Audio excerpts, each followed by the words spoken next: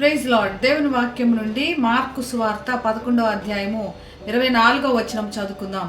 అందుచేత ప్రార్థన చేయనప్పుడు మీరు అడుగుచున్న వాటి నెలను పొంది ఉన్నామని నమ్ముడి, అప్పుడు అవి మీకు కలుగునని మీతో చెప్పుచున్నాను. యేసు ప్రభు తన భూలోకపు యాత్ర ముగించుకొని మరి త్వరలో తన తండ్రి వద్దకు చేరబోచున్నాడు. ఎన్నో గొప్ప సంగతులు తన శిష్యులకు మనకి బోధించాడు.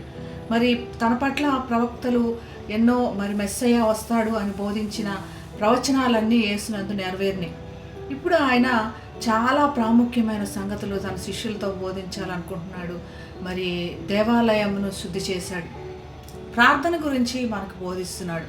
దీనికంటే ముందు అంజూరపు చెట్టు ఫలములు లేవు, చాలా పచ్చగా మంచిగా కనపడింది కానీ ఫలములు లేనట్లుగా కనపడింది. ఇక్కడ విశ్వాసముతో కూడిన ప్రార్థన చేయాలని తన శిష్యులకు బోధిస్తున్నాడు. ప్రార్థనలు ఎంతో గొప్పగా మాటలు వల్లించి చాలా కవితాత్మకంగా మాట్లాడటం కాదు. ప్రార్థన అంటే దేవుని చిత్తానుసారంగా అల్లిక చేయబడిన మన విశ్వాసము, అది జవాబిచ్చే ప్రార్థన అన్నట్లుగా చెప్తున్నాడు. మీరు ప్రార్థన చేయనప్పుడెల్లా కూడా ప్రతిసారి కూడా విశ్వాసముతో ప్రార్థన చేయండి అని. విశ్వాసము లేనిదే దేవునికి ఇష్టమై ఉండటం అసాధ్యం.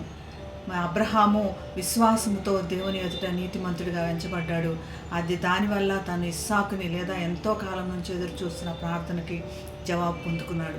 ఈ విషయమే మనకి చెప్పబడుతున్న విషయం ఏంటంటే, ప్రార్థన అనగానే దేవుని దగ్గరికి రెడీమేడ్గా మనం అడగగానే ఇచ్చేసేటువంటి జవాబులు కాదు. అది దేవుని చిత్తానుసారంగా ఆయనలో అల్లుకొనబడి మనం ఆయన చిత్తాన్ని తెలుసుకొని మనం అడిగి జవాబులు పొందుకోవటం అని. ఎంతో కాలం నుంచి గొప్ప గొప్ప ప్రార్థనలు చేస్తుంటాం, చాలా పచ్చగా ఉంటాం, కానీ ఫలములు లేనటువంటి ప్రార్థనలాగా కాకుండా ఫలములు వచ్చే ప్రార్థనలు చేయండి. మీ తండ్రి మీకు అడగగానే మీకు జవాబు ఇచ్చే తండ్రి మీకు సిద్ధంగా ఉన్నాడని. అలాగ మన ప్రార్థనలు అన్నిటికీ అడిగి విశ్వాసముతో అన్ని ప్రార్థనలకు కూడా జవాబు పొందుకునే కృప దేవుడు మనందరికీ దయచేయనుగాక. ప్రార్థన చేసుకుందాం. పరిశుద్ధమైన యేసయ్య, నీ ఎదుట ప్రార్థన చేసి నీ ఎదుట స్తుతి చేసి వాక్యంలో ధ్యానించి ఎదగటం ఎన్నో గొప్ప విషయాలు నేర్పుతున్నారు నాయన.